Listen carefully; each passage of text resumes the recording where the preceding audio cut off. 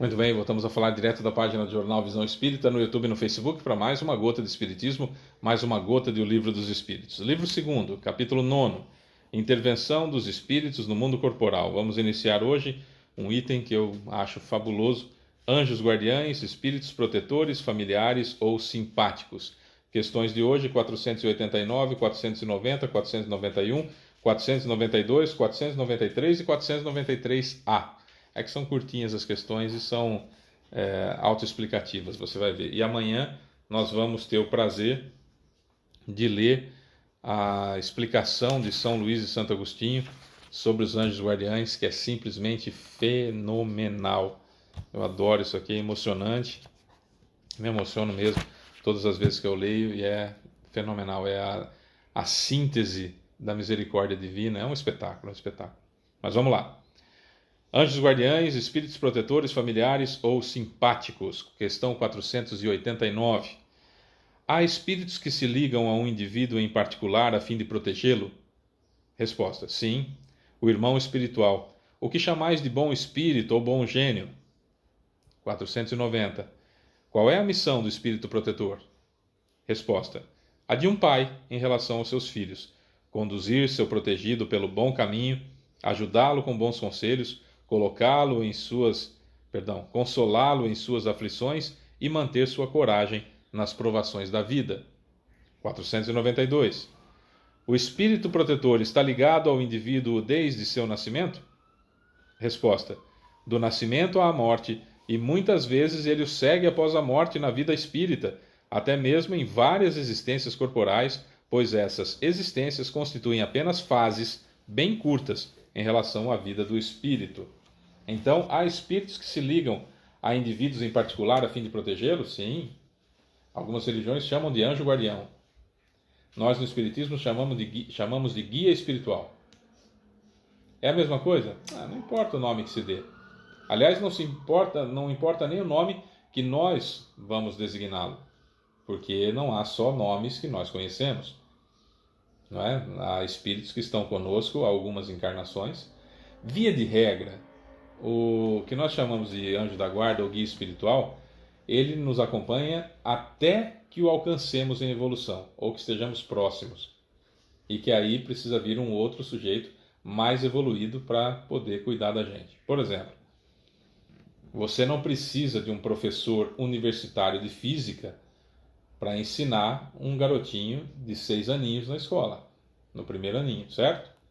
No primeiro aninho nós precisamos de alguém que tenha conhecimentos básicos, não conhecimentos tão profundos de física, por exemplo. Tá? Aqui não há demérito de professor, não é isso que eu estou dizendo. Estou dizendo que o professor de física avançada não tem o que ensinar para a criança de 6 anos, que precisa aprender o que é a letra A e como fazer a letra A, por exemplo. Certo? Também um aluno de universidade de um curso de física quântica, você não vai colocar lá para dar aula de física quântica para ele, ou para dar aula, já que ele vai ser um físico quântico, dar aula de como fazer a letra A, que ele já sabe teoricamente se está lá. Você tem que colocar alguém que saiba mais, sempre para poder ensinar sempre alguém que saiba mais. Perceba que aqui não há demérito para ninguém, pelo amor de Deus, hein? O que eu estou dizendo é da necessidade do sujeito. Então, para a necessidade da criança de 6 anos, tem que ter um indivíduo com aquelas características. Para a necessidade de um estudante de física quântica, indivíduos que atendam aquelas necessidades. Então, se eu estou no mundo primitivo, estou começando as minhas encarnações no mundo primitivo, um cara como eu, um cara como você, podemos ser guia espiritual de alguém. Temos um senso de justiça melhor do que o dele e já sabemos um monte de coisa que não pode fazer. Então nós podemos ser guia espiritual deles, lá no mundo primitivo, por exemplo. Podemos. Agora, não dá para eu ser o guia espiritual do Albert Einstein. Mesmo se eu tivesse uma moral muito elevada.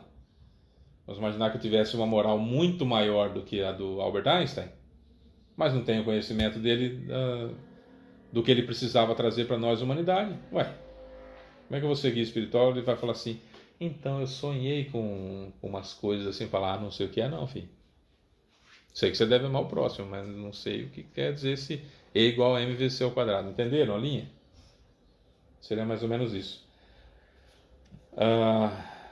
Tem que ser de uma ordem elevada? Tem que ser de uma ordem elevada. Tem que ser mais elevado do que o seu protegido, evidentemente. Mas dificilmente, nesse estágio de evolução que nós nos encontramos, um espírito protetor, um anjo da guarda, é a primeira vida que está com a gente. Muito difícil que isso aconteça. Porque nós estamos num processo de transição, de sair do mundo de provas e expiações para o mundo de regeneração. Temos muito que evoluir, temos que apertar o passo. Não tá assim claro, não é óbvio que tenhamos um guia espiritual pela primeira vez nessa encarnação. Não, né? Ele tem aí um grande contato conosco, ou ela, né? Um grande contato conosco. Meu guia espiritual. Um belo dia eu falei, bom, vou chamar o senhor de seu Otávio. Então toda vez que falar seu Otávio, o senhor sabe que é o senhor que eu estou gritando. Se eu tiver em desespero, eu vou gritar seu Otávio. Tá bom, seu Otávio? Então o senhor chama seu Otávio a partir de agora. Porque não tem que diferença faz para ele o nome que eu vou chamá-lo, né? Se para mim é importante, então eu determino um nome. E assim vai. 493. A missão do espírito protetor é voluntária ou obrigatória? Deus um dia chega, olha para você e fala assim: você vai ser anjo da guarda. Se nós imaginarmos a ideia anjo da guarda de que os anjos foram criados separadamente da humanidade, Deus criou o céu, o inferno, criou os anjos, e aí um deles se rebelou, foi para o inferno, levou outros anjos com ele, tal e coisa, aquela alegoria toda que a gente aprendeu, teve o seu valor, mas hoje já não tem mais sentido para nós espíritas. A gente vai imaginar que Deus criou o anjo da guarda e falou assim: você vai cuidar dele. É dele que você vai cuidar. Se nós já sabemos, como nós espíritas sabemos, que aquele que nós chamamos de guia espiritual, o anjo da guarda ou espírito protetor, é alguém que está mais evoluído que a gente, portanto passou pelos estágios que nós passamos e já venceu as vicissitudes que nós ainda estamos por vencer, certo? Então aí é diferente. Por isso a pergunta é extremamente importante. A missão do espírito protetor é voluntária ou obrigatória? Resposta: o espírito é obrigado a velar por vós porque aceitou essa tarefa, mas ele pode escolher os seres que lhe são simpáticos. Para uns é um prazer, para outros uma missão ou um dever. Tá, a partir do momento que assumiu a responsabilidade, aí sim, tá ali por obrigação, tem obrigação de fazer. Assumiu o compromisso, porque não... O pior tipo de gente é aquele tipo que você combina assim: olha, nós vamos pegar uma festa, nós vamos fazer uma festa, e para essa festa eu preciso de carne, eu preciso de refrigerante e água, porque nas minhas festas não tem bebida alcoólica, óbvio, né? Então eu preciso de carne, preciso de refrigerante e água, preciso de sal, carvão e gelo, certo? Então, quem que vai ficar responsável pela carne? Quem vai ficar responsável pela carne é a Dona Elaine. Justa vegana. Então quem vai ficar responsável pela carne é a Elaine. Então vamos conversar com ela. Tá. Tudo bem você cuidar da carne, Dona Elaine? Opa, pode deixar comigo, eu vou cuidar. Aceitou a missão. Então beleza, você compra 2 picanhas, você compra fraldinha, você compra linguiça, você compra asinha de frango, você compra tulipinha, linguiça de frango. Certo? Certo. Você aceitou a missão? Beleza. Tudo direitinho. Posso contar? Claro, pode contar. Tá aqui o dinheiro, beleza. Tá. Festa vai ser sábado. Aí chega no sábado, tá todo mundo lá, nada da Elaine aparecer. Aí liga: Elaine, e aí, a carne? Então, nossa, aconteceu tanta coisa essa semana. Você acredita que eu nem fui comprar? O dinheiro tá aqui, depois te entrego, tá? Nossa, isso me deixa possesso. Essa falta de responsabilidade. Isso, não deu.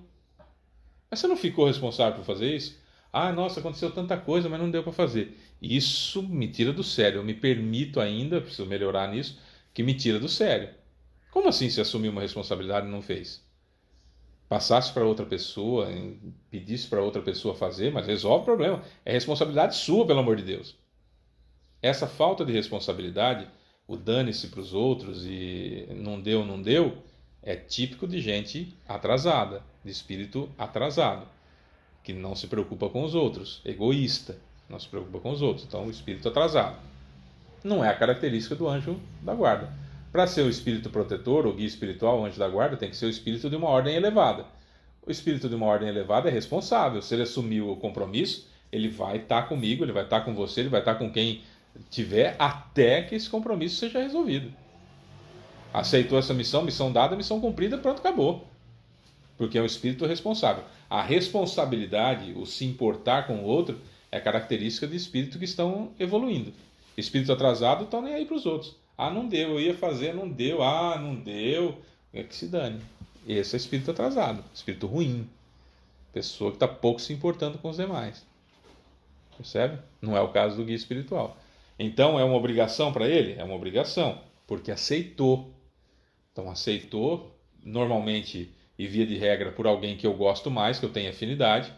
Ah, eu gosto muito do Fábio, né? Sei que ele tem potencial, sei que eu consigo ajudá-lo, sei que ele tem como evoluir, me dá a missão que eu aceito. A partir daí ele está obrigado a fazer. Não é obrigado no sentido de você foi criado para ser anjo da guarda de fulano. Não, é perguntado. Você quer? Não, não quero. Não tem condição. O Fábio não tem condição de ajudar. Não temos afinidade suficiente para poder ajudá-lo. Posso pegar outra pessoa? Pode. É assim que vai. Não há uma obrigatoriedade nesse sentido. A obrigação é depois que assumiu o compromisso. Questão 493A. Apegando-se a uma pessoa, o espírito renuncia a proteger outros indivíduos? Não. Mas ele o faz de maneira menos exclusiva. A exclusividade do meu apoio é aquele que eu estou designado a ajudar, como guia espiritual, como espírito protetor, como anjo da guarda. Ajudo outras pessoas? Claro, porque depois de um certo tempo, eu não requeiro a presença do meu guia espiritual 24 horas por dia do meu lado, né?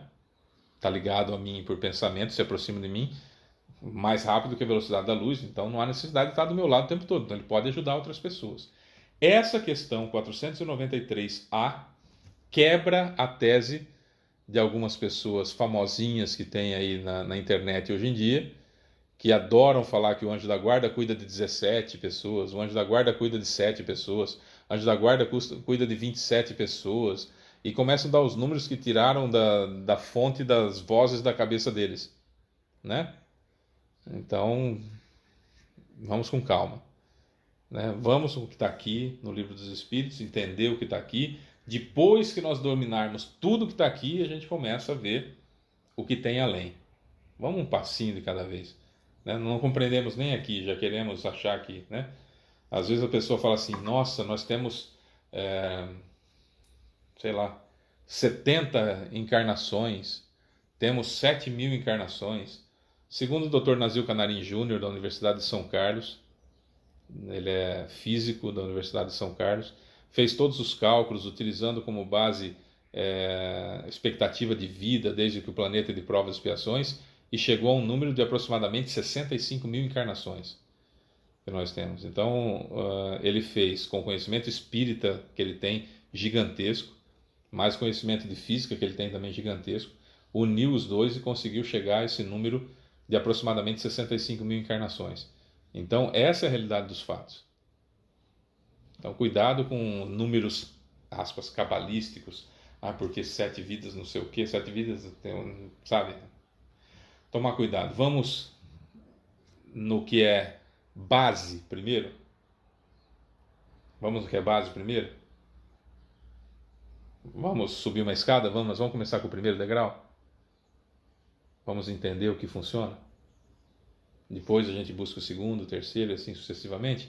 Nosso guia espiritual muito provavelmente vai nessa linha também. Bom, amanhã nós vamos ler então a extraordinária colocação de São Luís e Santo Agostinho sobre o anjo da guarda, que é fenomenal, nas questões 494 e 495. E ainda tem uma exortaçãozinha de Kardec, que é sensacional também. Ou seja, estamos chegando à questão 500 do Livro dos Espíritos, só com coisas maravilhosas também. Isso é importante, né? Sou Fábio Pereira, essa é mais uma gota de Espiritismo. Beijo pra você que fica, amanhã tem mais, tchau.